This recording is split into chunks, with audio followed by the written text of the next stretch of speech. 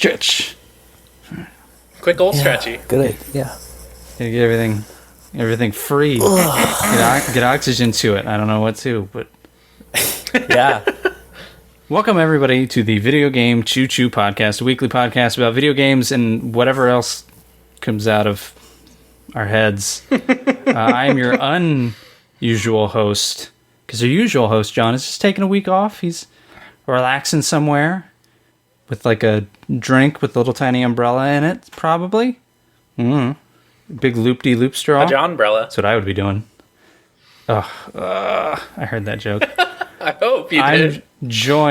I'm joined by the cackling Scott. Hello. That's what I like to do. Yeah. And the chuckling Rose. That's me. It's a light chuckle. Give us a good chuckle. Still, yeah. That was not a chuckle. What was that? Okay.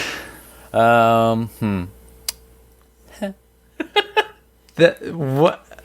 No. Look, you're asking me to laugh like... These are like anime noises coming out of you.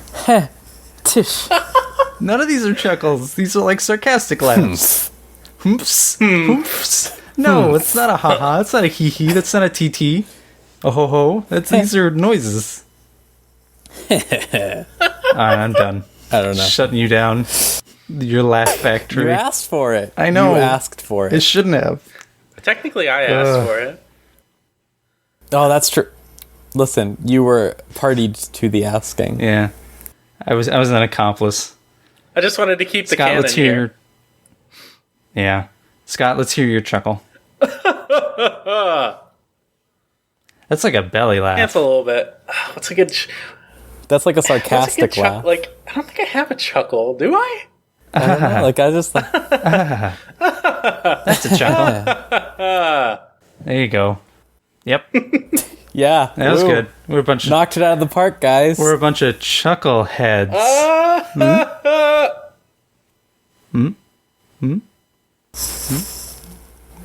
Yeah. Let's go around the horn and find what everybody's been playing. Let's start with Scott, because I know you have so much to talk about. I have played so many things. Oh, really? Actually, I played like about one thing, just a lot. Oh, okay. Oh, all right. Well, first off, I played a little bit of Horizon Zero Dawn. I got past the proving, and like, I like that game. That's a little fun experience. I asked you like what difficulty you played it on and how you liked it, and you said like normal, and you were like a little overpowered. So I decided to pop that bad boy up to hard, and that's actually been going pretty well for me so far. Like, the enemies aren't too hard to beat, and they deal just enough damage to like encourage me to do a lot more rolling and a lot more getting away. So it's got a really nice difficulty to it, and I want to get back in there. I noticed I have some criticism of it that isn't too much different from what the rest of the SJW game journalist cabal has said about it so far, which is like, it doesn't do a really good job when it comes to representation of Native Americans, in my opinion, and that's a little disappointing. Like, Sure. Yeah. so they definitely go for the aesthetic, and in that respect, it's like I'm kind of fine with it. But I got to the point where they started referring to like the warriors in their tribe as braves, and at that point, it was like, oh, that's not good. That's a very specific term for like Native American warriors. That seems like, I don't know why you would draw that for inspiration other than like poor writing.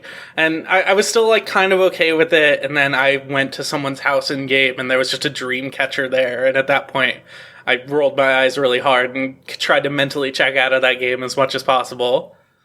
Like, and that, as far as I know, that's like the earliest points of the game. And there's not that much of it past when you're dealing with that tribe, the Nora tribe. And it goes for other aesthetics. Like, I met the Viking character, and he's a real fuckboy. He really wants to have sex, which is Aaron? I think it is. Yeah, Aaron. He has a really good arc to him. Like, he I think I mentioned it in my review. Mm-hmm. They do a very good job of making him a well-rounded character. Right. Yeah. Like he changes. So Yeah. I'm excited to see that, but like this opening was kind of really, it took a lot out of me. So it's slow. Yeah. I take a little bit of a break from that afterwards, and I've been playing pretty consistently more Fallout 4. I beat. That sucks. Yeah. I beat Nuka World, which is that last bit of DLC. It's not great. It's What, it wasn't worth the $50 season pass? I got it when it was still 30. So I feel justified in that regard, but no, it is not worth the $50 season pass. It's it's a neat area. It's a neat area, and I did genuinely really enjoy the lore of it and the backstory. And there's you uncover all of that through exploring. Like, there's very few quests that actually touch on it. There's I think one that deals with it pretty directly. And that stuff is interesting. Like, the actual place, Nuka World, is cool. And exploring it and finding the things in it is pretty cool. The story, where you have to meet a bunch of raiders and then either A, kill all of them because they're raiders, or B, work with them until they've established a big enough foothold that they can invade the Commonwealth and, reestablish their presence, throughout the entirety of Nuka World, is not particularly great. It's just... Seems at odds with the main plot, or base game of Fallout 4. It is, especially with the way I played it, I don't know if any of you know this, but I'm a big fan of settlements and building things in Fallout 4. This is news to me. I've never heard of this before. Yeah. You weren't playing it 2 minutes before we started. But... There's a specific mission in that DLC where they say, hey, you want to go raid the Commonwealth and go take one of the settlements? And I was like, no.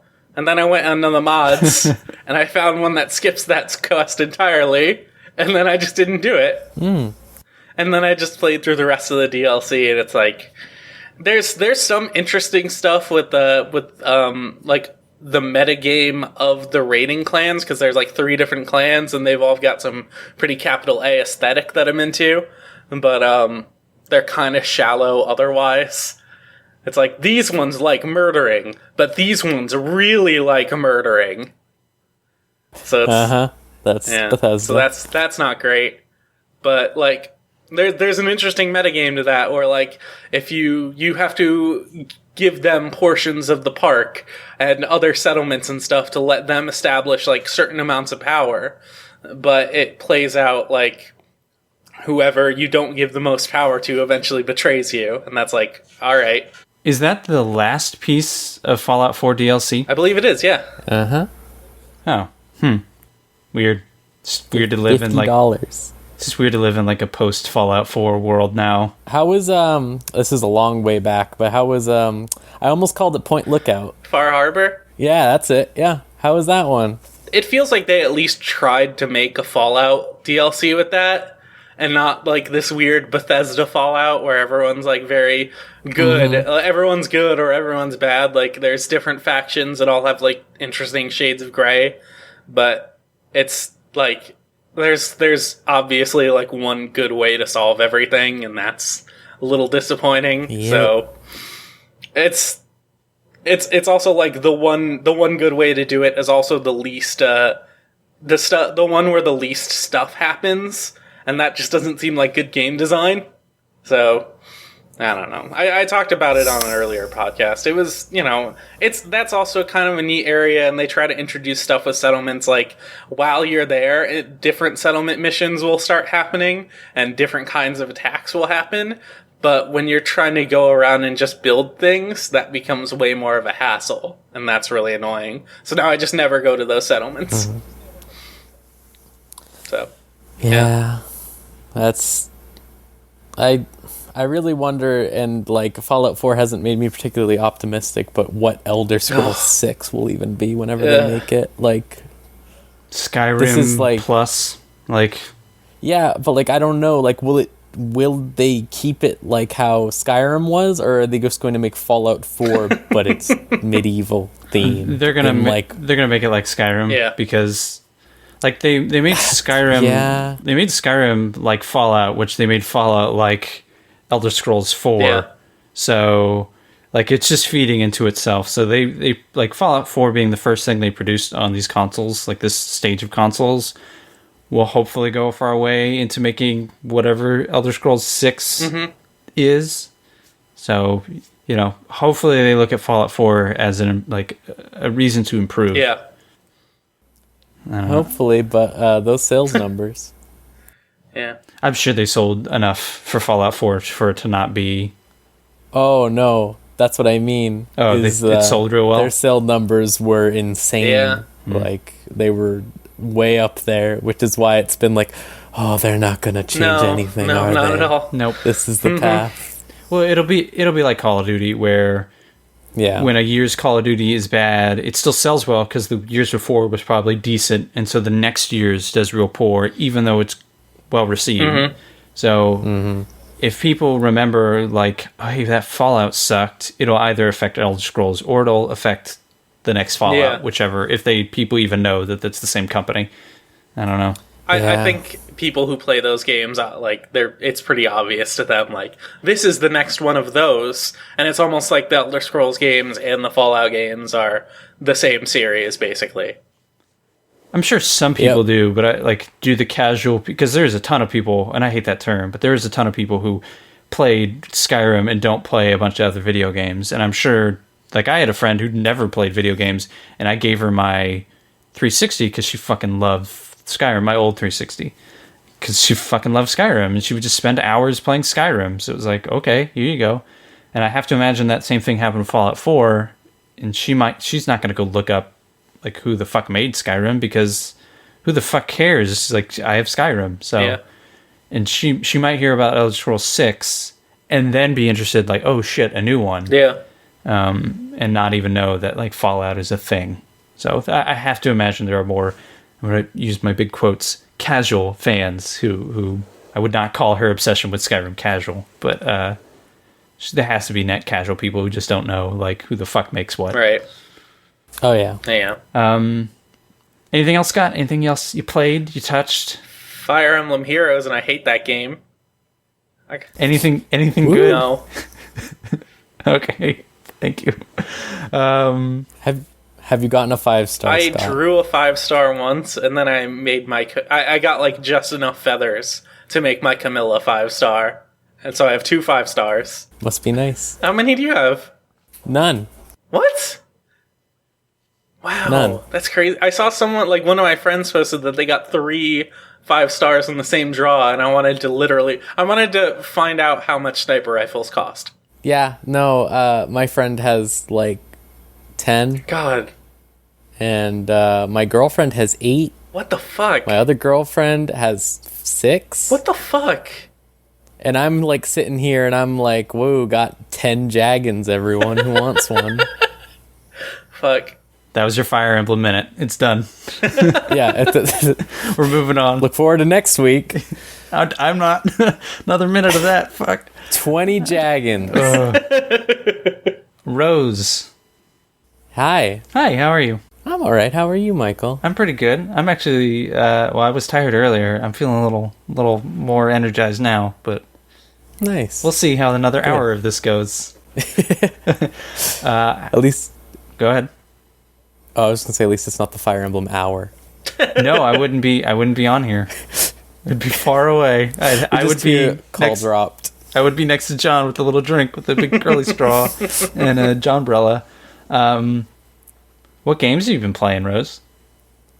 So I've played a lot of games, technically, because last weekend I went to PAX East. Oh, Ooh. shit. Which is, I haven't been there in 2 years, and it is exactly the same as it was before. Crowded. Which is very crowded. Yep. Like, they started doing lines out the door now. Oh, that's fun. They might have done that like last year or the year before that, but before it used to just be you go there at 10 and the lines are inside. Oh, for security checks. Yeah. This was really bad. The year I went, they did security checks out the door, and I went. Oh, good. Oh, good. 2014 ish. Oh, wow. Yeah. So I don't know if they just keep changing it or more people went. I don't know. In the morning. Maybe I just went really early or something. Anyways, it was really bad because I don't know if you know what the current climate in New England is right now. But it was... so on Friday, me and my friend who I was staying with woke up and it's just snowing. Just like straight up snowing. Not powder snow, it's just snowing. Mm-hmm. We're like, oh, nice. Yeah. So it's not great here. Public transit in Boston. We ended up getting there at we still got there at 10:30, so it was fine. But that's not bad, yeah. Waiting out in that line for a half hour in the snow, right by the water, not great. What a bad idea. Yeah, no, we kept saying PAX used to be in April. It used to be the first week of April, which was still dangerous in New England for snow, but not. It's pretty safe. You're probably not going to get snow. But this is ooh, you're tempting fate, huh? But the actual expo hall, it's the usual stuff. The indie booth always seems to get bigger every year, which is great because that means more games and more lines that I don't have to be in. Nice. Because they're all going to Nidhogg 2, which was the noisiest booth that I ever went by. Just people being oh yeah, look. And the developers being look, you did it. You stabbed him with the sword. Oh. Just every time. I imagine if you were a booth next to them, you wouldn't be too happy. Listen, you got to sell your game somehow, and... Oh, no. I'm sure it wasn't even them trying to sell it. I'm sure they were just, hyped because it's Nidhogg. Nidhogg's fun. Who the fuck would have thought there would have been a line for Nidhogg? I know. I mean, don't get me wrong, that game's great, but... What? When did these games get that popular? When Giant Bomb started showing them. I guess. True. But yeah, I'm probably gonna write up a more substantial thing about all the games I played. But let me think of a couple good ones. How was just the PAX? How was it? Was it fun? Was it too crowded? It was too crowded, sure. But that's. You come to expect that. Yeah, in PAX East, it's always... Because I think West, Cosmato was telling us, West is... I know West is split up, but he said that PAX East just keeps getting more crowded because it's the biggest one now, so... Yeah, so, they used to have... I remember the first year I went, 2010 or something. Mm-hmm. Whenever they first switched to the... the expo hall they're in now, not the new one. God. That was the second or third year, yeah. Yeah, so that was when I went, and they half of the area for the expo hall, the back half used to be where all the food and all the people could set up their own computers and stuff there. That used to just be that stuff. Mm-hmm. Now it's also booths. Just it's there are booths there too, and the food is just everywhere. There's just randomly stands. You have the Xbox booth, and right behind it is a fried dough stand. So wait, straight up. Is there a tabletop section? There is, yeah, and that's in the back left. But the back right used to be a bunch of where you could set up your computer or whatever, and they had contests and that doesn't seem to be there when I was there. I think they've moved that to the outer rooms. Oh, that sucks. Because that to me is part of PAX, is that community building. I don't know, I brought Quake, and some other dude wanted to play Quake, and there's a LAN here, so we just played Quake. I don't know why you'd want to tickets to do that. I'm sure you can still find it. Yeah. I'm sure you can still find it in one of the side rooms, and it's probably better in one of the side rooms because less people. I imagine lines and lines of computers that people had. It was always wow. Still, the worst thing I saw. It's one of the community weird, dumb, old school nerd things. Going away is kind of sad. Well, don't worry. There were still people on the outskirts. You always, when you ever would walk by a hallway, you would see people with their switches or whatever set up playing 1-2 switch and stuff like that. Weird. Neat. I didn't see as many switches as I thought I would, but I still saw a lot. Yeah. And they were people in line, but it wasn't like there aren't many games for the Switch. This may surprise you. Yeah. But so like it was either 1-2 Switch or Zelda. That was it. No Bomberman, no snipper clips. No. No. It was like people doing 1-2 Switch in the hallways, or it was people doing playing Zelda in lines. Weird. The worst thing that I saw at PAX was the same. So the worst thing every year is the esports area where they just have some dude screaming about headphones that you can buy for $50. God. To this day, I don't understand. I've been to PAX, I've been to E3, I've been to fighting game tournament. Well, the fighting game tournament we went to, CEO Talk, it wasn't that bad, but like comic book conventions, anime conventions, I've been to a bunch of kind of ones. Whenever there is a live stream booth, it's the worst thing. It's just, whether it's a Twitch booth, and I have nothing really against Twitch, I have my problems with them, but whatever. Like, what? It's just, here's 5 people, I don't know, playing League of Legends, and we're real excited about it. What, you don't know Matthew Jeffries 86? No. Is he a rapper? Is he a rapper? I don't know. Is he one of the 16-year-old white dude rappers? I don't know. And here's, if you saw him on the Rift, 300 people watching him, like sitting down watching. It's like, no, there's a cool indie game over there, guys. You can play this game that's out in 2 months over here. You just got to wait in a 15-minute line. You want to watch this free-to-play game that you're not playing while playing your Switch or your 3DS and Street Passing. Like, all right, you paid to be here. Like, it's baffling to me too. And they just had this gigantic banner, or like this box floating above the booth, like the huge area that just said esports merch. That's just what it said. And I was just like, all right, like to my friend, I was like, let's meet by the esports merch sign, because it was so big. God. The devil's there just selling you stuff. Jesus. Yeah. Like, they just had like, the Twitch booth was like exactly what you're describing. They just had like this glass box that the Twitch people were in, and like you could watch them sit on a couch and I guess talk about whatever. I don't like the culling or something, some sort of Steam indie like early access game that isn't at the show. The great thing about the Twitch booth, at least at E3, was in the backside of it, and by backside I mean you just walked further into the convention center towards like the Ubisoft booth, because it's a fucking convention center. The backside had like a private lounge separated by like those flimsy divider, like flimsy not velvet rope dividers that like make up your cafeteria lunchroom in high school. And it's for Twitch Pro or Twitch Prime or whatever those Prime. people... Yep, they had that here too. Yeah, it's like, why? What do you do here? You just sit here and they're like pretzels, like little bags of pretzels you get on a plane. Like, why? Well, like, I don't. So they had free coat check if you had Twitch Prime, which I should have taken up on because I think I have Twitch Prime from Amazon Prime. But yeah, I was in the same like situation of baffled. Like, why is this here? What? Why would you like? Oh, hold on, guys, I need a breather, and you just show like, here's my information. Please, like, let me in. Yeah, how do they check? Do you just give them? Do you have to log in somewhere? They hand you a tablet and go, please, sir. Fine.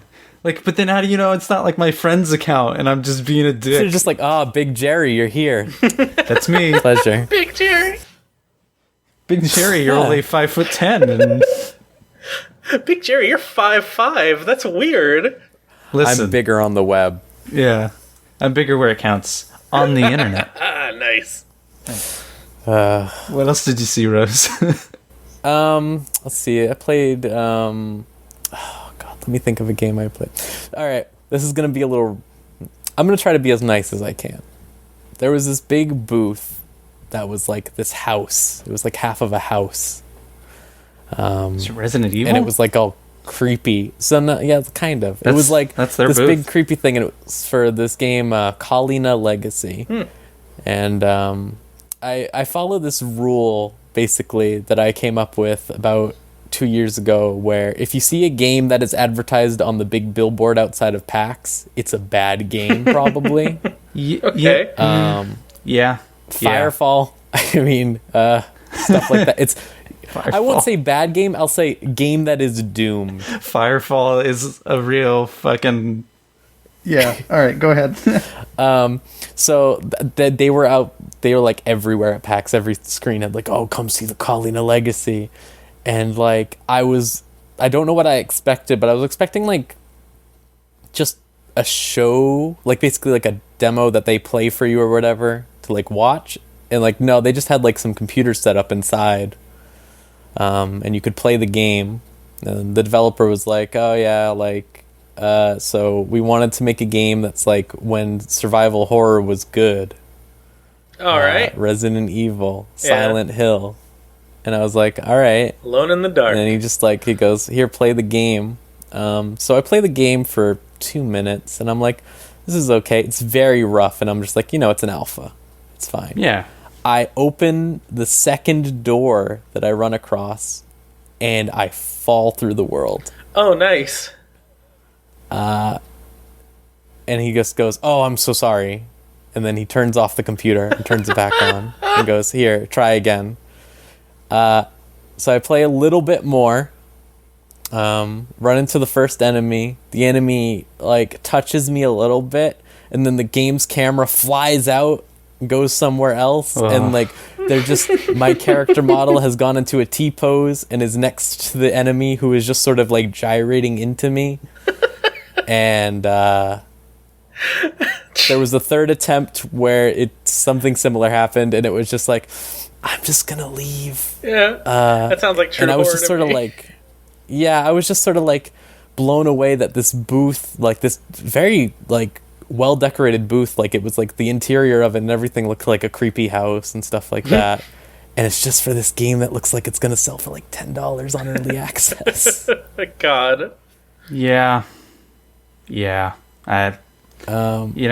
It's hard to do demos. It's hard to make stable demos. It's even harder when you're in early access. Like, it's hard to like, especially when you're early. They said like they were early in the development or whatever. Like, to not have like, I completely excuse those bugs, but it was like the like ridiculousness of it crashed 3 times and each time he restarted the computer, like straight up. I mean, that sounds like a game. Like, that sounds like a game early in development. Like, that's not necessarily... definitely. No, but it was just like the lavishness of the booth and everything. Like, it was a big booth. Yeah. Like, it was like literally half of a house straight up just in the middle of this convention floor.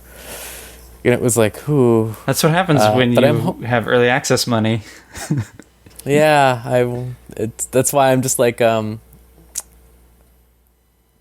don't know. All the good games I played were at smaller booths, I guess. That sounds like PAX. Can't remember.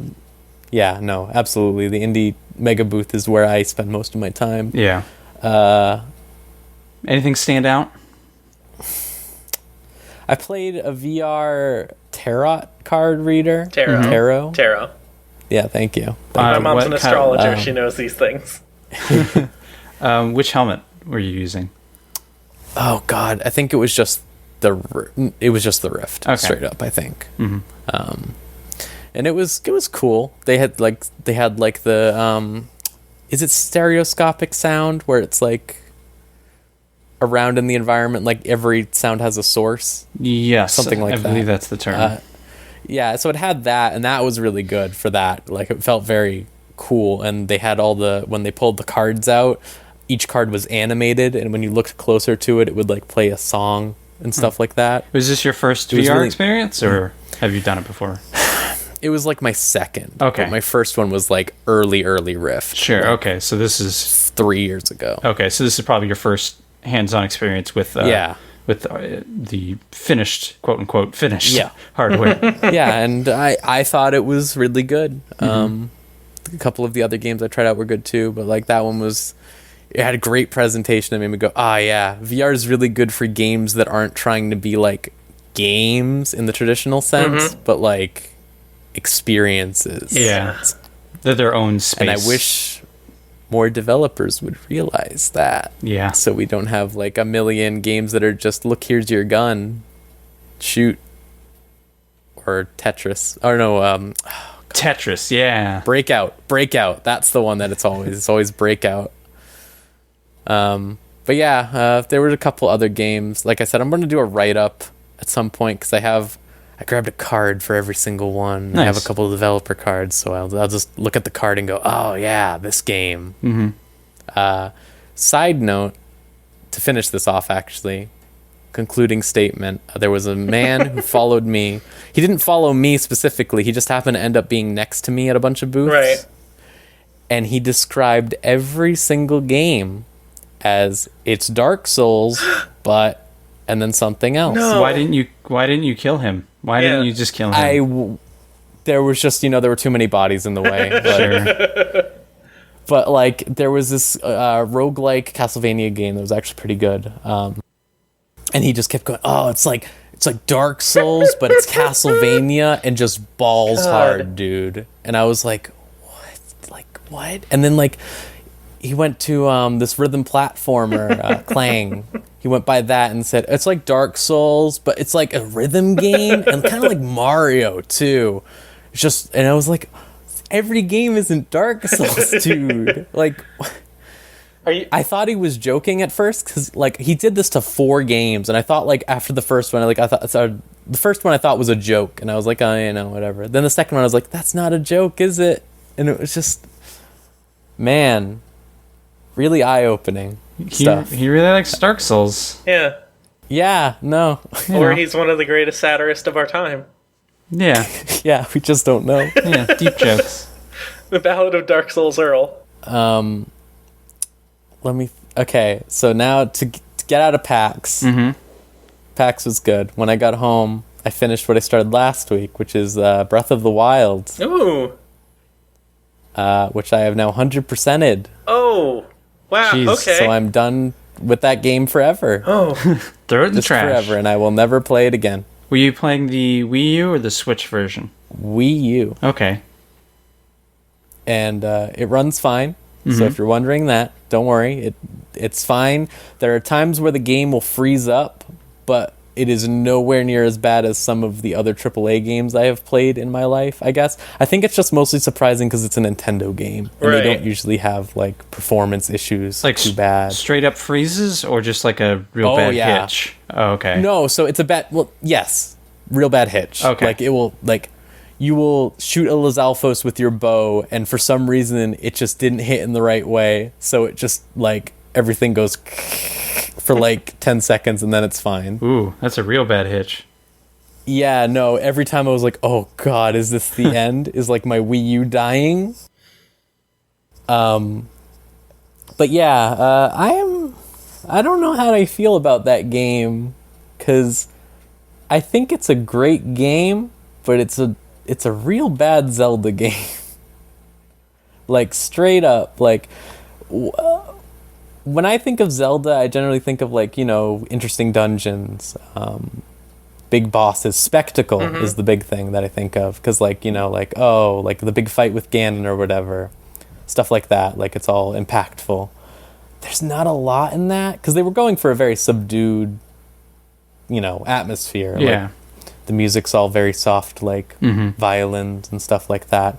But when you get to moments where it's supposed to be that, it completely falls flat, like really bad.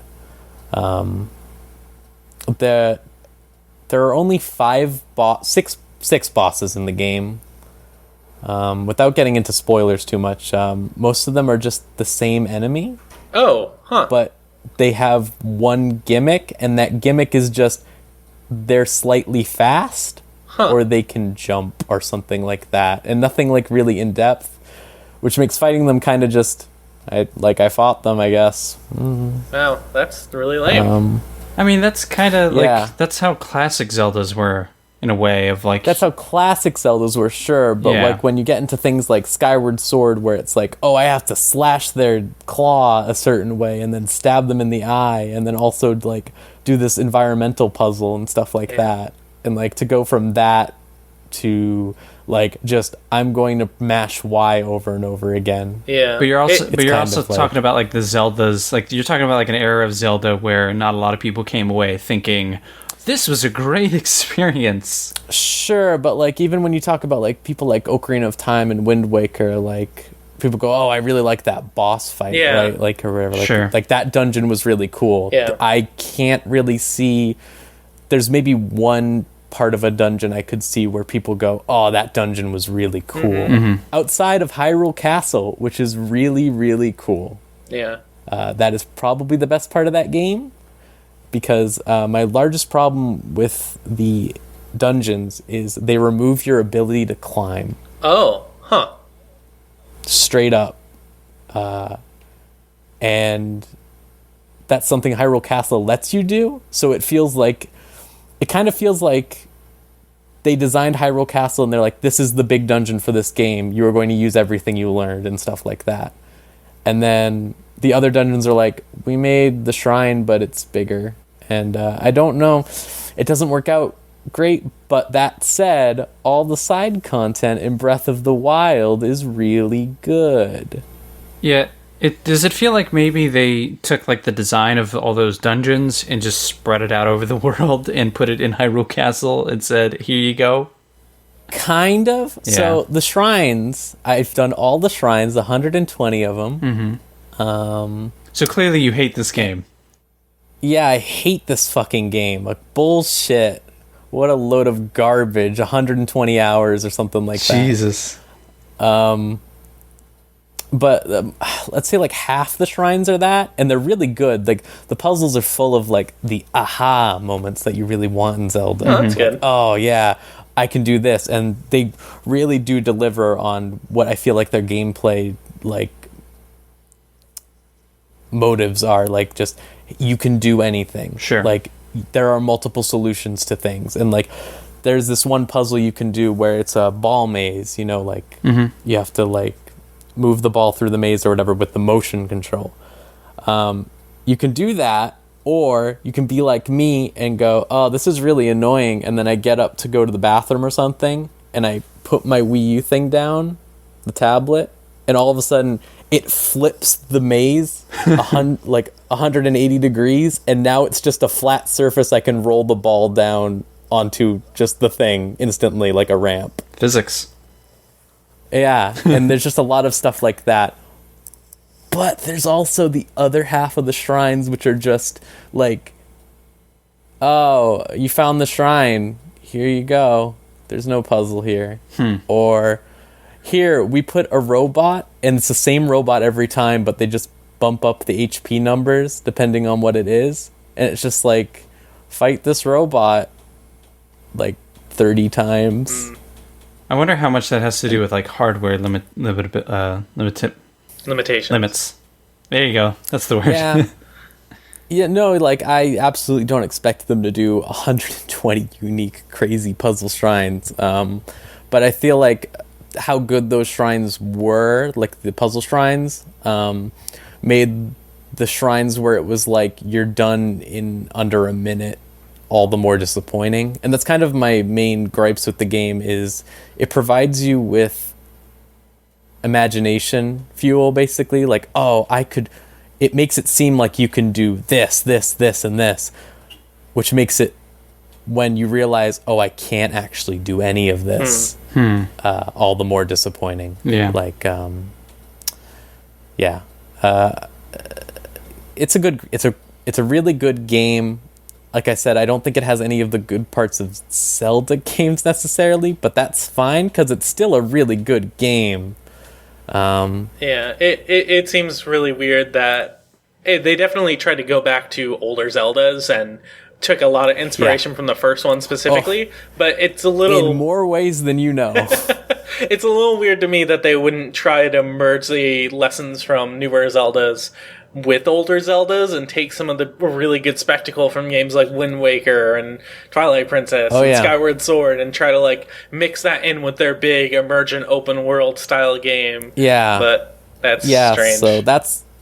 Yeah, like, I guess I'll wrap up here so I don't go too much into it. But basically the side quests. So there are two types of quests. There, other than the main quest, obviously, but those are like, there's shrine quests and side quests. And shrine quests will always lead you to a shrine, and they usually have you do some sort of puzzle to access it.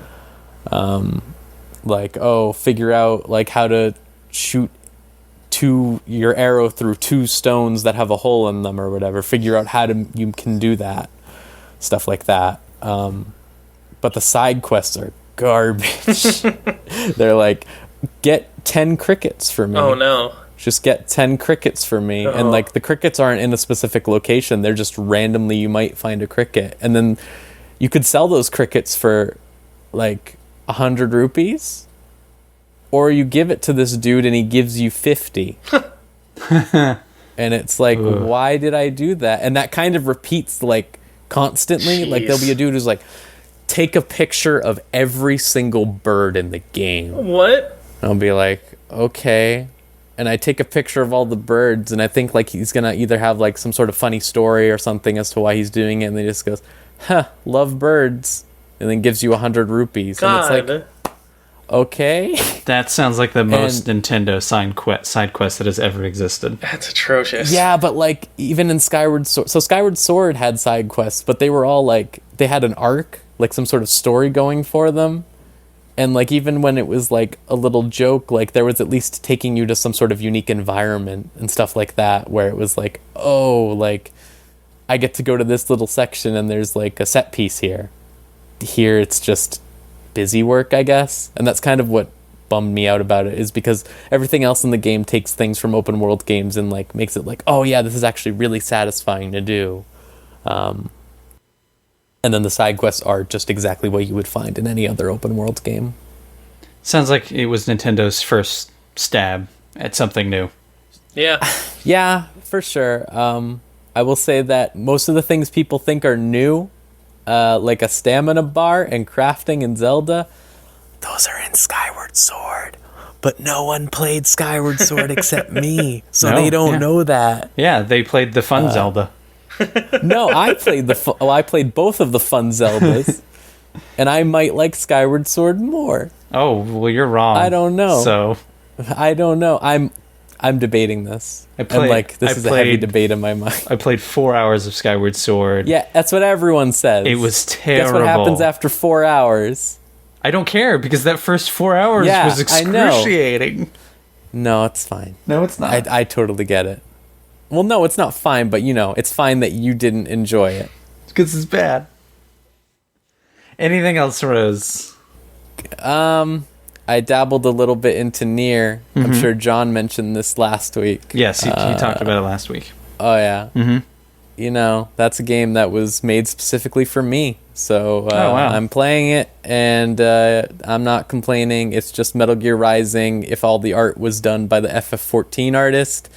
And Yoko Taro is doing everything I want him to do and being a fucker about it, and it's great. Awesome. Any other video games? I got two endings in Nier. Nice. Already. Any other video games? No, that's about it. Fire Emblem Heroes, we talked about Nope, you had your minute. You had your minute. You had our minute. You had your minute. That's it. You had your minute. That's it. I'm good. All right. Well, thank you. And now we'll shift gears. We'll pump the clutch and shift gears. I don't know how manual transmissions work. I assume that's the order you do things in. To me, what have I been doing? Shit. I played a little bit of Gratuitous Space Battles. Okay. Oh. All right. Which is like a nearly 10-year-old game, I think, from the same developers who do Democracy. Oh, nice. Yeah, I don't see the correlation between Space Battles and Democracy 1, 2, and 3, but whatever. I was just going to say, not everything is fucking Elder Scrolls to Fallout, my dude. Yeah, for sure. But it's like, usually there's some like commonalities of like, oh yeah, Democracy is this big spider web thing of choosing things and then graphs. And it's like, I don't know, how about you put these ships on this field and then hit play and then they attack one another. So, all right. The game's really neat, though. I probably will play some more of it. And I tried to download a Star Wars mod, but it didn't really work out. But just shoving Star Destroyers at each other sounds right up my alley.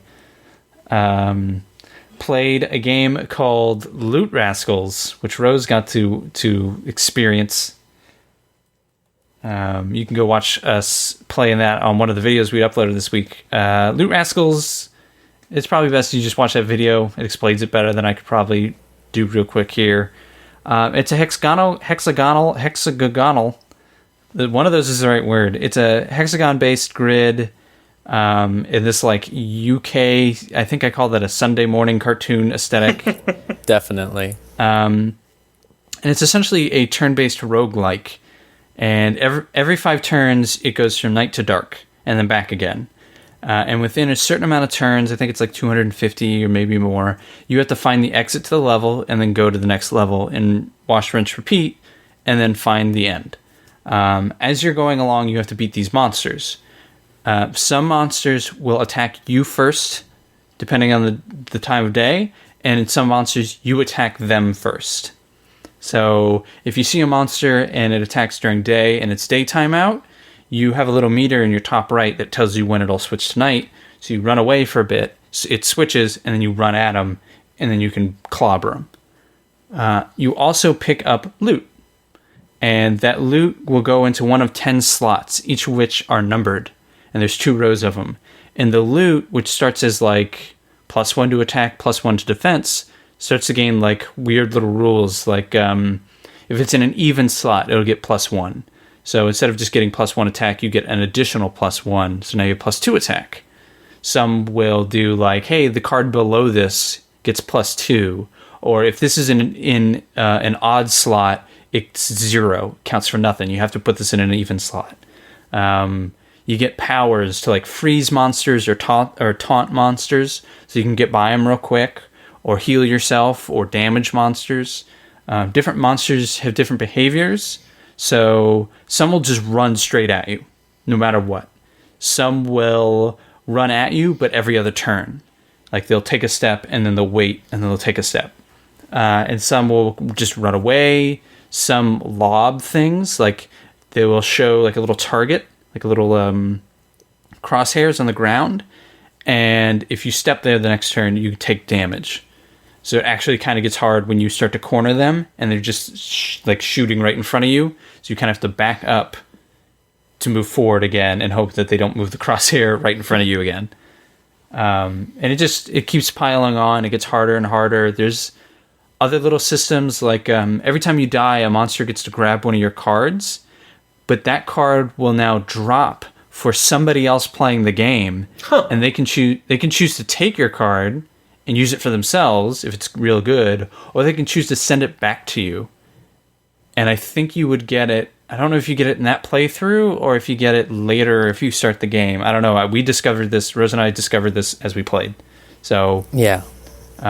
It's actually a neat little game. It's out on PC, Steam, and PS4. Loot Rascals, if you want to check that out. I played that way back at E3, so when I saw that pop up, I was like, fuck yeah, I want to play this. Nice. That's cool. Yeah. The other game I played was Feria, which is also a game we played for video, which you can go watch now. And Rose also tagged along for that one. Yeah.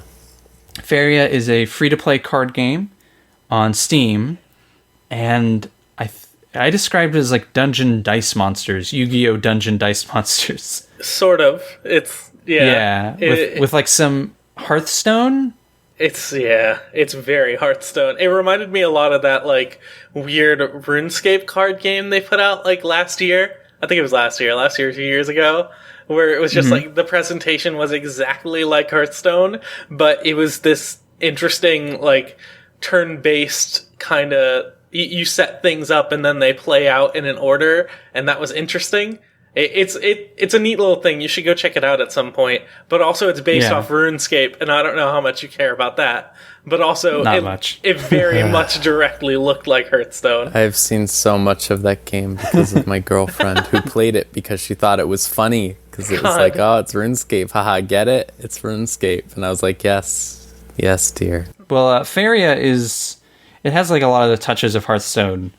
But the actual gameplay is you draw cards like you would in Hearthstone, you gain magic like you would in Hearthstone, but you get like the same kind of board or grid, again more hexagons, and on each end it's you on one end and the enemy on the other, and then at each corner there are like 4 posts or wells, and they have their own magic. And if you have a creature next to one of those, or you move a creature next to one of those, you get that extra magic.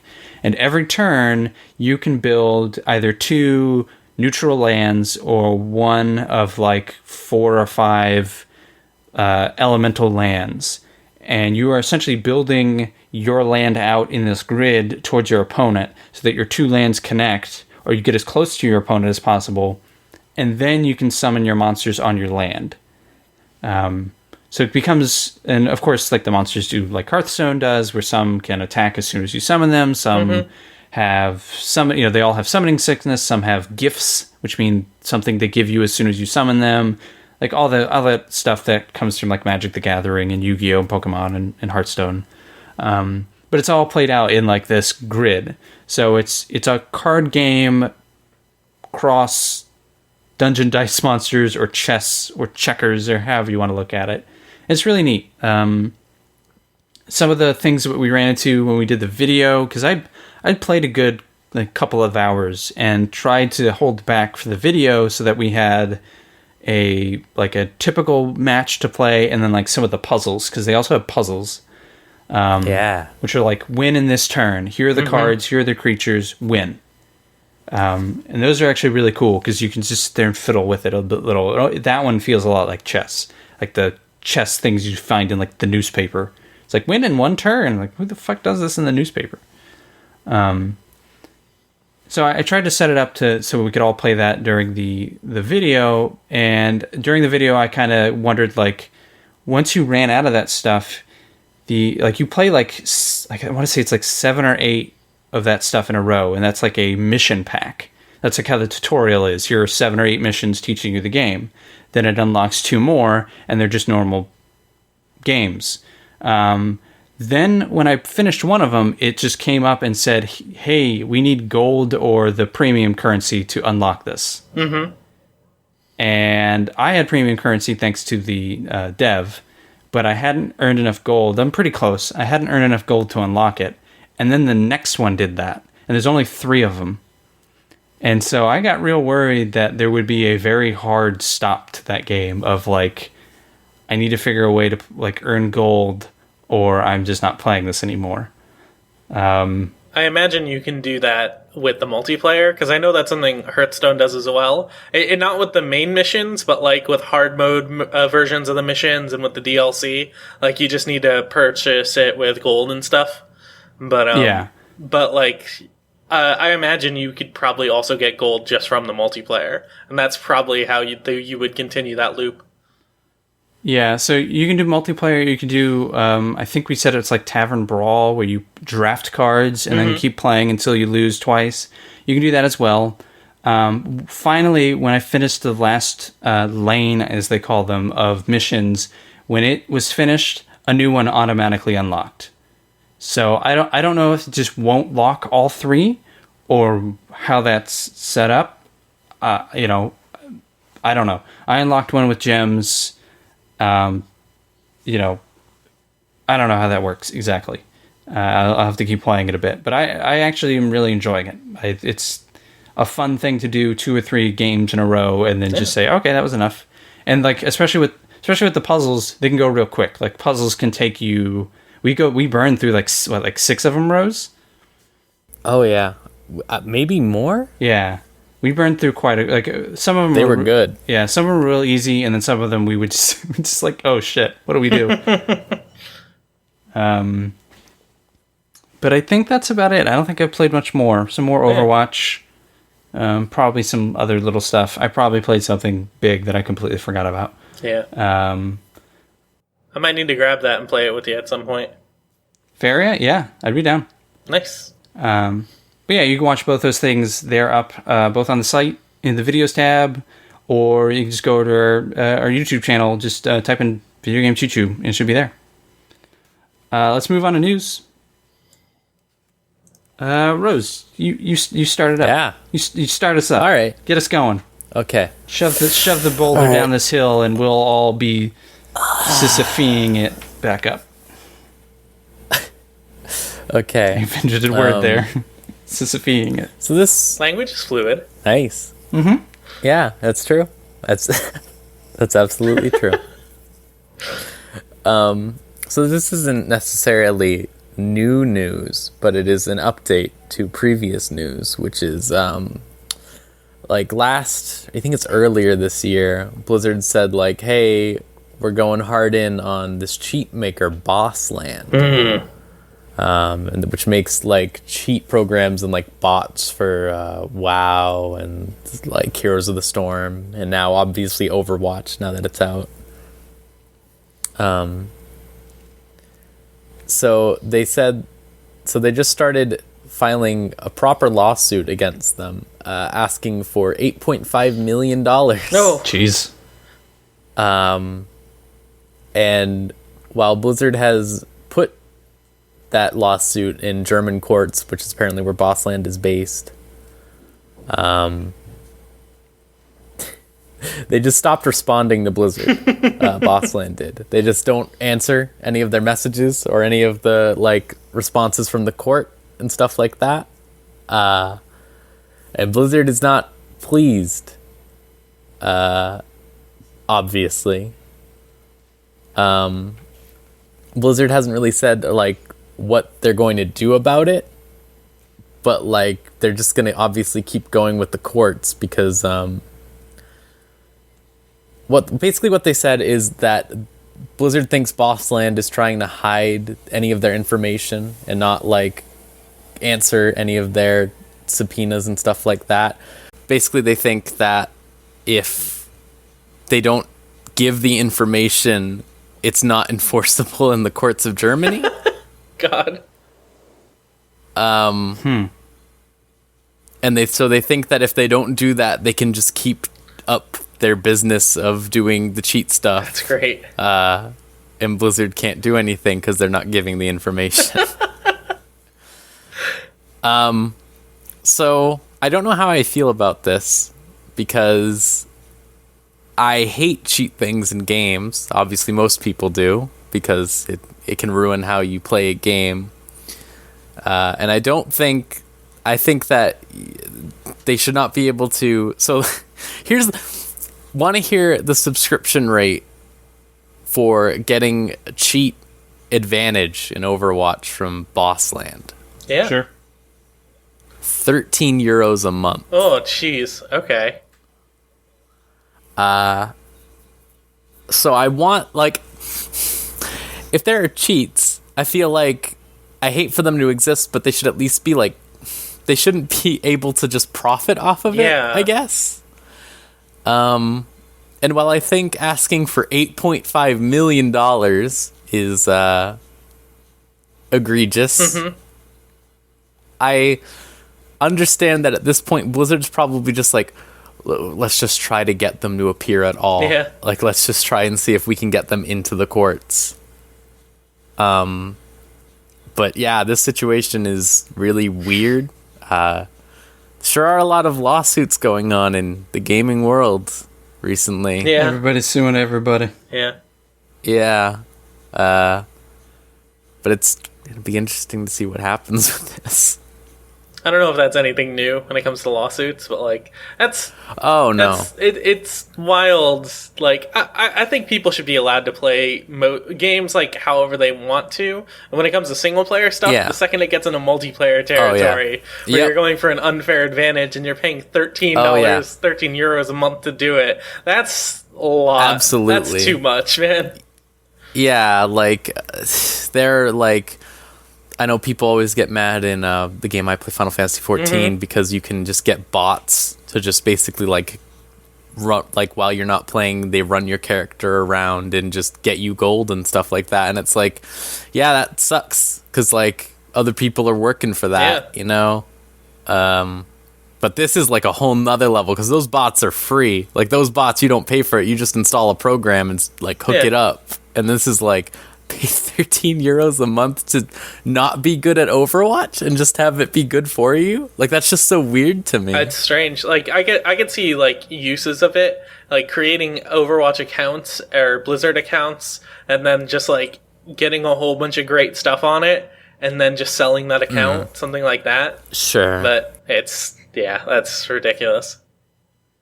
And Bossland's been doing this since like the WoW days. They've been creating cheat stuff for like it's not like, oh, we just created it for all of their stuff. They've been doing it for a while. So Yep. like I can't fault Blizzard for finally saying, how about y'all just go fuck yourselves? Because absolutely. Because all the like, an MMO, you're ruining an in-game economy. Like you're ruining others' experiences. Same with Overwatch. Like I forget what we were talking about last week or the week before, but we were talking about how like if you people were using like custom games in Overwatch to get XP to get to get loot boxes, and I said, who cares? Like it's all cosmetic, and they're not harming like actual live multiplayer sessions. They're making their own custom games. This is like the flip of that, where you are harming multiplayer sessions for something that doesn't really matter, like cosmetic stuff. Like who cares? Yeah. Like you got May's shelf ass. Like congratulations. I did too. Yeah, I did too by luck. Like I don't know why people pay 13 euros for that, but I don't know. But I agree. Like cheating in multiplayer is where I draw the line. So yeah, I'll do me first, and then we'll end with Scott, and then do questions. All right.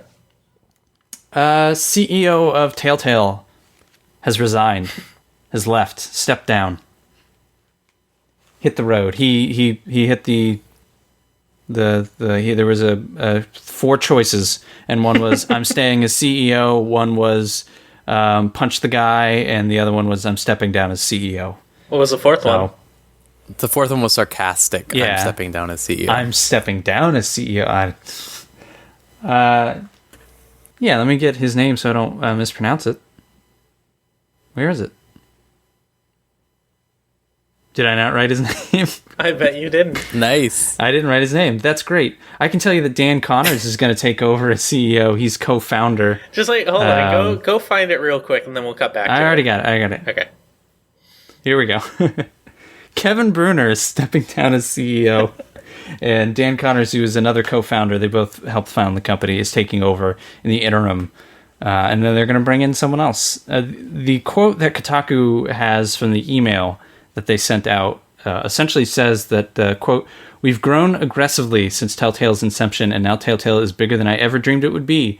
There are many possible futures for Telltale, and all of them are exciting and uniquely challenging. The time has come to pass the reins to someone else that can better drive Telltale to the next level and realize all the potential that is here." That, to me, sounds like, holy crap, we're making a lot of video games with a lot of big companies and a lot of big franchises and licenses.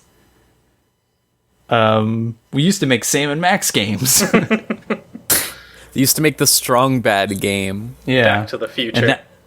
Now we got like Batman and Guardians of the Galaxy and what. So hopefully this is good for them. They've grown exponentially. I know they have at least, I think, 2 or 3 teams constantly working. And they've got rumors now out that Switch will have Batman and Guardians of the Galaxy on it. So, I've seen Walking Dead Telltale game commercials on the TV. Oh, yeah. On cable television, which is surreal. I saw one of those where it like tried to paint it as like a weird action game, and it drove me nuts. It's like, are people going to play this expecting to be like a first-person shooter? And then they took it back later with like other commercials where they tried to show off one of the choices in the game, or just like, are you going to go save this person, or are you going to let him die because someone else might die? And then it's like, live with your choices, you horrible person. That's what you want to advertise during Tuesday Night SmackDown. Yeah. Mm-hmm. Oh boy, this NBA game. Oh, the zombies ate my best friend.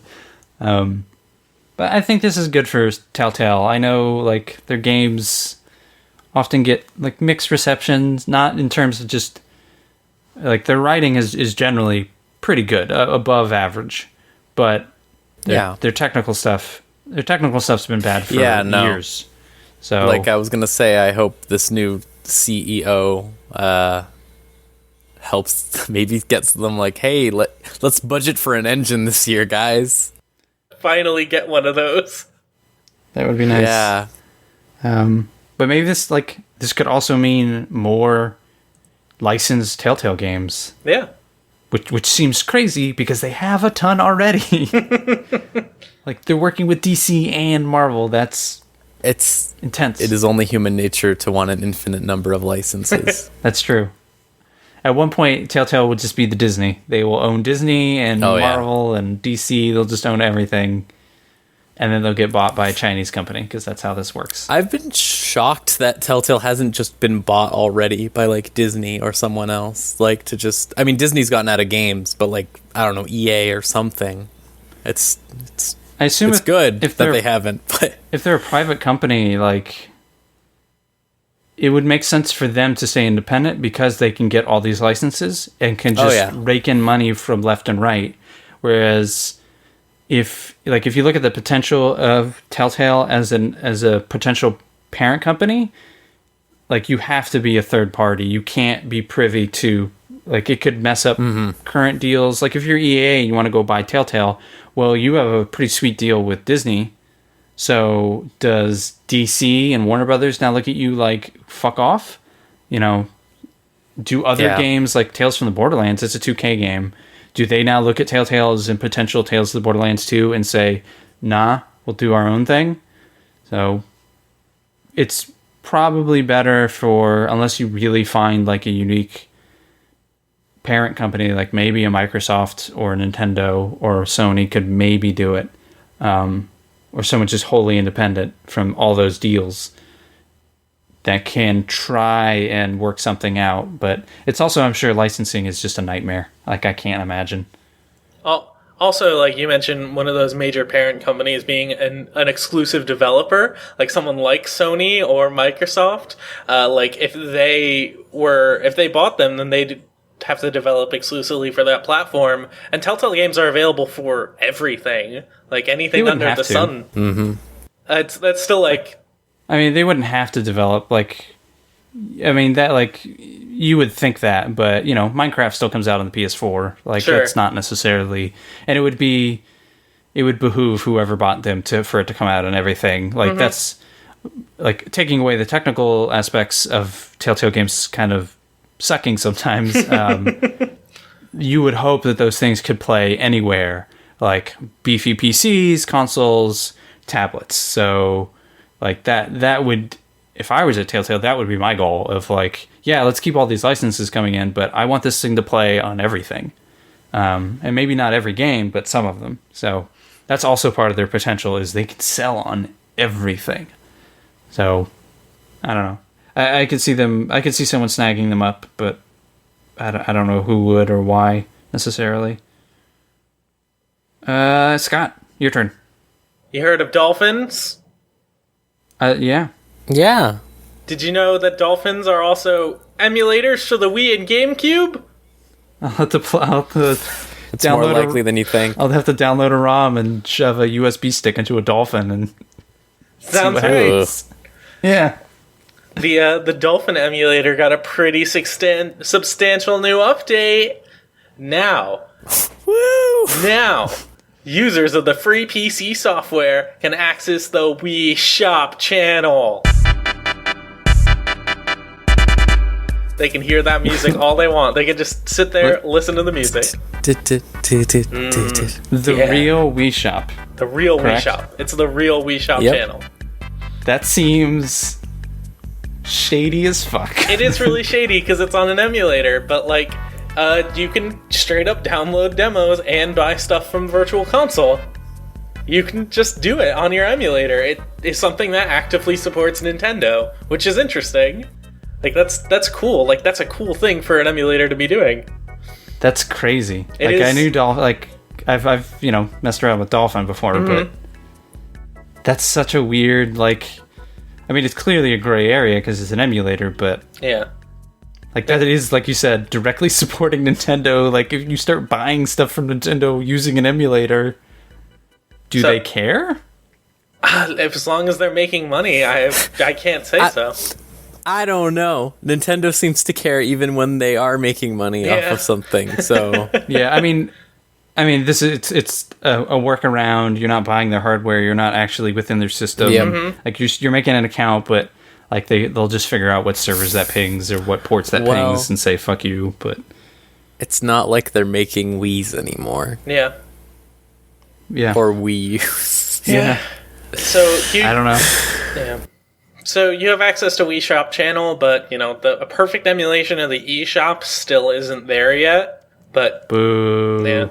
But there still is that accessibility, and if you have your NAND, which is the what exactly was this again? I think it's just like your device, like basically your login chip, right? Basically, for your Wii. Yeah, it's the built-in memory of the Wii console. So in order to actually, if you can dump your NAND, then you can actually get you can dump your NAND. You can actually get stuff. At will. You can get stuff that you have previously bought before. That seems like a terrible idea. I mean, seems like a good way to get your NAND banned. You need your. It's the Wii. I don't think you can ban a NAND. It's internal memory. I Yeah. wouldn't put it past Nintendo to be able to find that specific ID. Yeah, you still need an SD card and like a homebrewed Wii to do it. So, which you know, that's the easiest thing in the world these days. But like, I have two. If you want to download a Pokemon Ranch again and get all your hacked shiny Rapidaches, Oh shit! I need to check on my Pokemon Ranch. Mine's fucked up. It has It's so much been a stuff. while. I don't. Of all those breed Pichus and everything. God. Yeah. Wait. I hope that they can someday emulate the Everybody Votes channel. That's next on the list for them. I just realized that that's an option. Yeah, like that's their first thought is like, well, we almost have the perfect Wii experience. Yeah. But we're missing the crown jewel. Almost. They're almost there. But yeah, that's wild. That's really wild. Also, Yeah, that's a strange thing for Dolphin to go out and do. Dangerous. also with thing. Yeah. Also, with other things being emulated by Nintendo, I'm sure they don't really care that much. Like a couple other bigger things that are currently out there right now, I'm sure they don't care that much about Wii Shop Channel. I don't know. What Nintendo cares about one day to the next is still pretty strange to me. So Yeah, like, I mean, there's the Mother 4 fan game. Like, I know, like, they were fine forever. And, like, the creator of Mother even said, like, oh, yeah, they're fine. And then all of a sudden, they're like, so we're changing our name. We're worried. We're scared. well, what lawyers say and what human beings say are very different things. Like copyright lawyers might, and you sometimes just have to do things what's best for the company and not necessarily what, like, it's just common sense. Like, it's just how law works occasionally, and that sucks, but I don't know. Like, every company does that. Like, it's not privy just to Nintendo. No more news? No more news. All right, let's move on to questions and wrap this bad boy up. Woo! Put my laptop right there. Try not to make a big clunk noise. No clunk noise. All right, you can send questions to podcast@videogamechoochoo.com, or if you don't like to email, you can go over to videogamechoochoo.tumblr.com/ask. That spells ask, and you can ask questions that sound like these do. Adam sent us another email. Adam really likes ABBA, and I bet you can tell why when I read all of this out. The subject says, question, I need help deciding which game to purchase.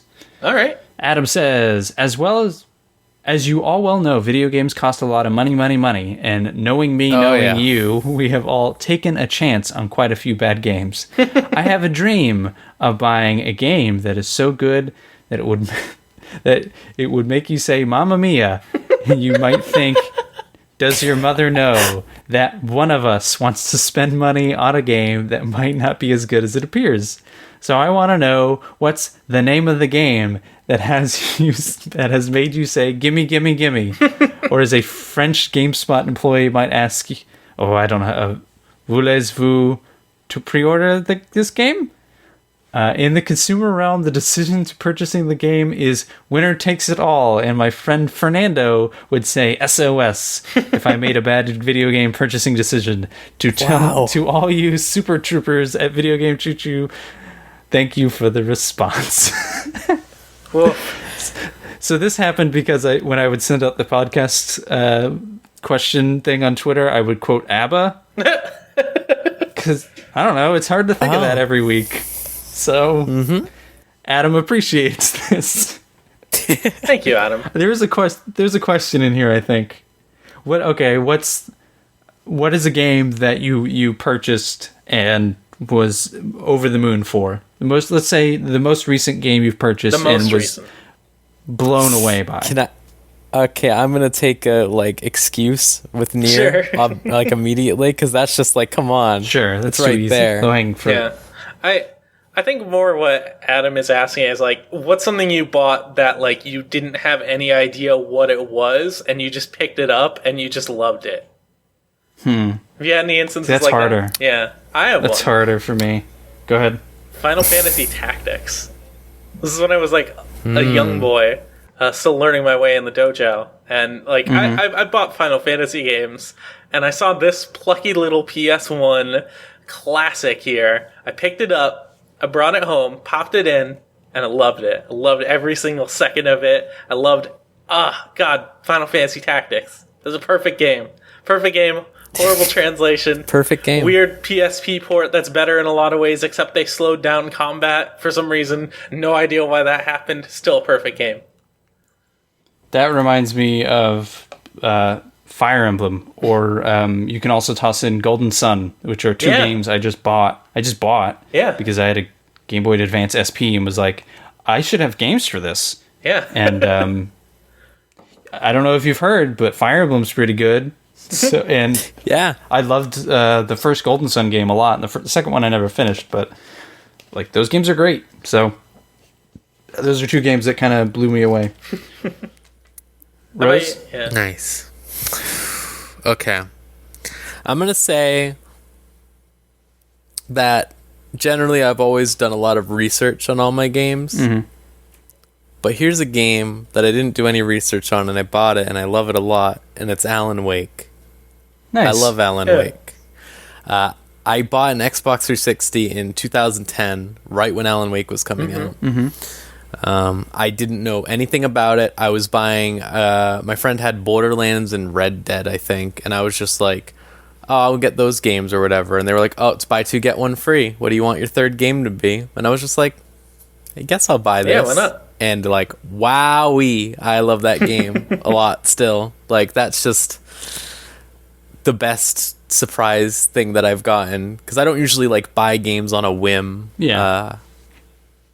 But when I did, that's a good one. I love the idea of seeing a video game cover and just seeing the name Alan Wake, of just why is this game just this dude's name? Yeah. Why is it this? Why is he standing there in the A? Why does he have a flashlight? Is he Alan? Yeah. Mr. Wake? What the fuck? But Nice. I like that sensation. It's really good to be pleasantly surprised by something. Yeah. It's one of the best feelings. It's when you write about games, you get that less with the big stuff, but you get it more with little tiny experiences, and sometimes that's more enjoyable. Factorio is exactly my kind of video game, and if I was just focusing on the big stuff, I would have completely lost, never heard of it, but paying attention and then playing it, I kind of know what this is, and then finally discovering the little nooks and crannies. It's holy shit. Yeah. I'm just tearing this alien planet apart for its resources. Yeah. I just remembered. Okay, I'm taking a second one. Okay. It's Undertale.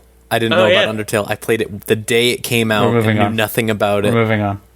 It's a great game. That's all I'm saying. It was good. This podcast has talked plenty about Undertale. Shh, no, we have a spoiler podcast from last year sometime. Over on Tumblr, we have a few questions, so let's go ahead and get through them real quick. Anonymous asks, how responsible do you think the voice actor strike has been for so many AAA games having bad voice acting lately? None, because those games take forever. Yeah. I don't think any. I bet a couple. I think Mass Effect straight up. Like I am 90% sure, having seen Mass Effect, that like a good chunk of that game's voice acting was drastically affected by the strike, because I have seen not one, not two, not even three terrible main story NPCs like just talk like complete garbage, but like 5, 6, 7. It's just like, it's real bad. Yeah. Like Mass Effect is certainly under the gun right now because of its weird launch, and it hasn't released yet, so I don't know if that stuff will get patched out. It's certainly looked janky as fuck, but it's hard. It's hard to determine that because, like, that game has so many lines that the voice acting didn't happen within the last couple months. Like, that happened a year ago, like, easily. So maybe it got rushed at the end, and it unfortunately affected the beginning. But it's so hard to say. We'll know in like 6 months. Like that's when we'll start to know. Game. Go ahead. That is Fire Emblem Heroes. Straight up, it doesn't have any of the original voice actors at all. And I looked it up, and most of those voice actors were on strike. Oh, so wow. I am pretty certain that like they probably did the voice acting when that strike started, because like they just need them to say like 4 sentences or something for the game. And like it's straight up really weird. Like Lucina not being voiced by Laura Bailey is weird. that must have been just because it's a mobile game, so it was a quicker turnaround. I don't know. I think we'll see the effects of that in like 6 months, assuming it doesn't abate in that time. Hopefully it does. Anonymous asks, settle a bet. What's the best French fry? What's the best type of French fry? Thin, thick, curly, waffle. Curly. Easy. Waffle. It's waffle. No, I'm glad you agree with me, Michael. Waffle. No, like Scott, I agree. Curlies are good, but waffles is like, it just has that substance to it. God. It's the perfect like balance between potato and like crispiness, and has more the salt's a little more spread out. You can dip better. It's just down the line, things you like in a French fry. It's like, got it. What's up? Waffle fry, and then you get the one that's just like the fucking slice of potato, like the end of it, and you're like, this is getting so much Chick-fil-A sauce in me. Oh, I'm shaking my head so goddamn hard right now. Have you never curly fries are good? Curly fries are good. Have you never just picked up one of those really big curly fries and had that really sublime moment where you're picking it up and then the rest of it starts to slowly fall down a little bit and come back up, and then you just lower the entire thing down in your mouth? It's fucking unreal. It is the best fry experience in the world. I don't know what is up with you people. You know where curly fries fail? Where? Dipping. They fall apart. You don't have to You can't dip them. You... Come on. Yeah, but like you can enjoy the waffle fry and you can also dip it. Yeah. Multifaceted fry. Unbelievable. 2 versus 1, whatever. Go eat your curly fries. We'll be in Waffle Town hanging out. Yeah, more for you, Scott. Like, shouldn't you be happy? You know what's fucked up? They didn't include tots. That's not a fry. I'm not including tots either. It's totally a fry. How is it not a fry? It's not even in the name. Curly fry. It's more like a hash brown. No. It's like a hash brown. No, a hash brown is not a French fry. Tater tot's not a French fry. You're crazy. A tater tot's like a hash brown. You can prepare tots the exact same way you prepare fries. I like that you're calling them tots. Also, what do you want me to call them? Rounds? You can prepare tater fish the same way you can prepare a fry. Like, what? That's not a French fry. God, okay, whatever. Can't. That's like anything you grill is automatically a steak. Grilled chicken, that's a steak. Like, that's not how cooking works. But no, you still cook them at like different times and like different temperatures. You throw in tots the exact same temperature at the exact same time as you would fries. That's not how cooking works. It doesn't make it the same thing. Shut up. Listen. We're moving on. If you have an opinion about the Great Fry debate, you may send it into the podcast. Stu the Great continues on with these questions and asks, what are you guys going to do to compete with the revolutionary podcast segments like Jammin' with Tim? I don't know what that refers to. I know what that is. Oh no. On our This is something to do with no. you. It is, yeah. Our we have a pro wrestling podcast where in the latest episode, one of the people on our cast decided to drop on us an impromptu segment where he taste tested various jams. Oh. And it was honestly really fantastic. It's like they planned for that, Oh, yeah, right? of Like course. they didn't just have these jams lying around. Like, oh, I got 3 jars of jam here. Let's No, they start were, shoving them in my Guys that gullet. came up with this great idea, It was, and I've got all the jams for it already. he got 6 jams like as a gift, and he reviewed 2 at a time For what? just for fun because it's a comedy podcast No. He got 6 jams for a gift. for Christmas. Why? Yeah. Oh, okay. Yeah, Christmas jams. I'd rather get socks, but okay. To answer Stu the Great's question, I think we have jokingly thrown around some ideas that we may not so jokingly implement. So, which I actually The Fire Emblem Minute. Fire Emblem No. Minute. that began and ended on this podcast. Yeah, we're gonna go for the Fire Emblem 15 next time. Ugh, Oh yeah. I'm skipping next week. Anonymous writes in with a nice little setup. You're at E3. You find yourself in the elevator with Paul Ubisoft, the inventor of Ubisoft. That's not all right. That's not this. It's his name. You It's don't what know his the name is. translation with the French name, Okay. and it goes into. We're in the elevator. We're in the elevator, Paul Ubisoft. Mr. Soft, as he prefers to be called.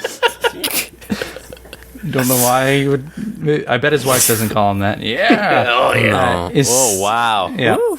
Is syncing ideas for the upcoming Assassin's Creed title. Kind of late, Paul. A little late.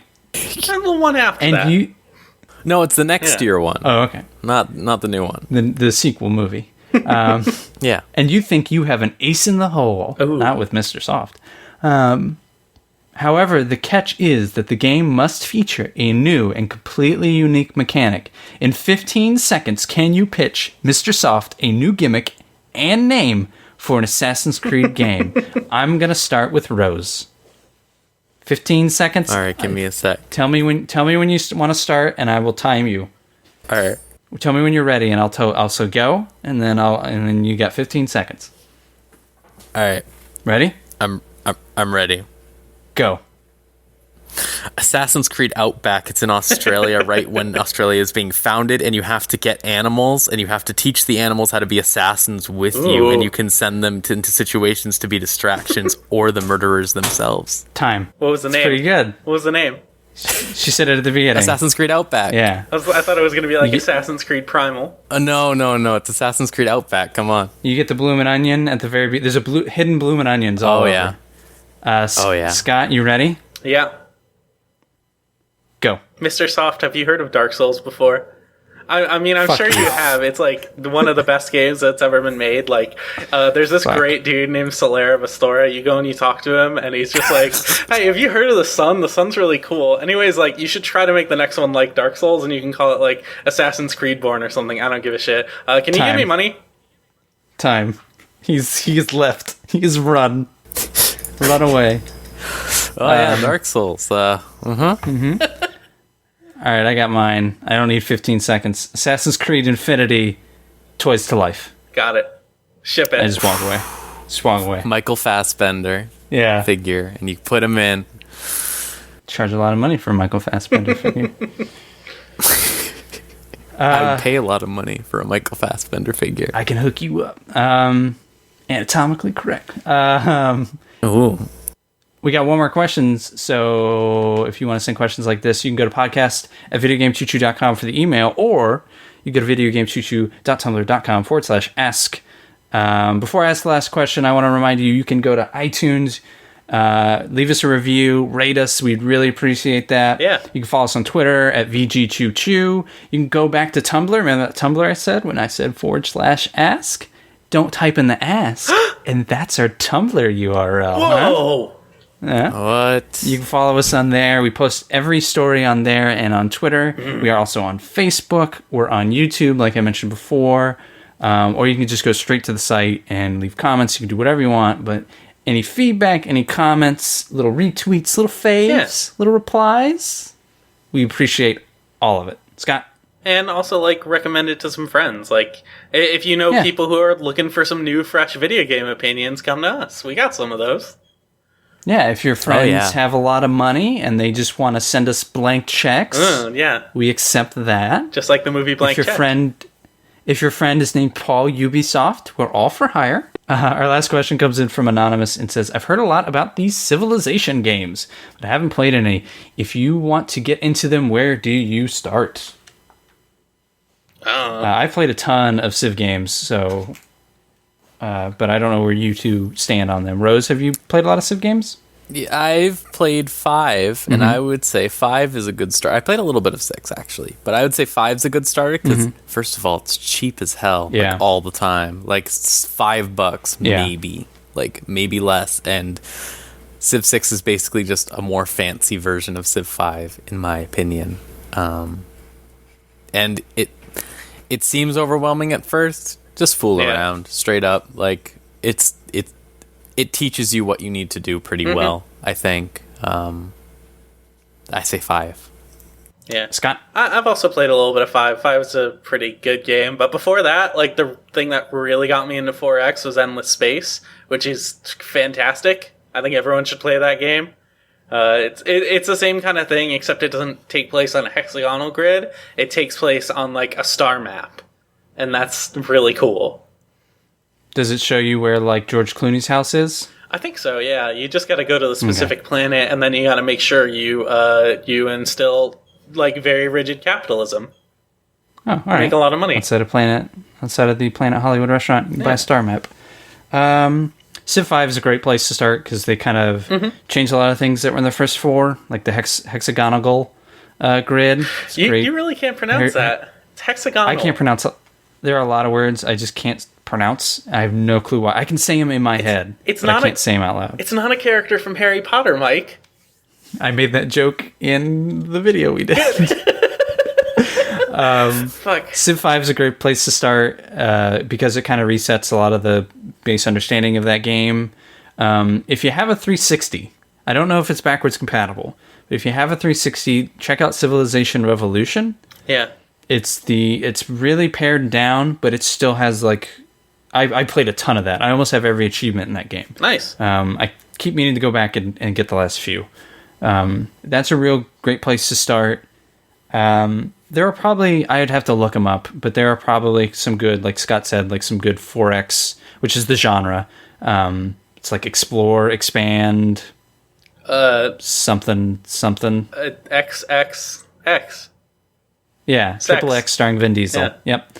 Xander Cage. Sam Jackson in it. It's pretty good. Xander Cage, yep. But Civ 5's, like, it's so cheap, and you should just pick it up. It can probably run on your PC. And if you don't like it, then you don't have to buy all the great DLC. Yeah. And that'll do it. Yeah. For the Video Game Choo Choo podcast. This was podcast, I think, like 161? That sounds right. Who knows? I'm probably off. Yeah, it's in the title, probably. Thank you all for joining us. Please like, share, and subscribe. Yeah. Rate, review, upvote. This Follow is our the 4Xs. subreddit. Yeah. Yep, our subreddit. What is our subreddit? The Game Boys. Pokemon trading card game collections. Cyber Knight. 8610 No. Nope. Shutting it down. /Cyberknight 866. Big. I'm throwing the big switch. Thanks everybody. Thank you, Scott. Thank you, Rose, for joining me. And we'll see you right here, putting on the ground for more Video Game Choo Choo podcasts. Bye, everybody. Goodbye.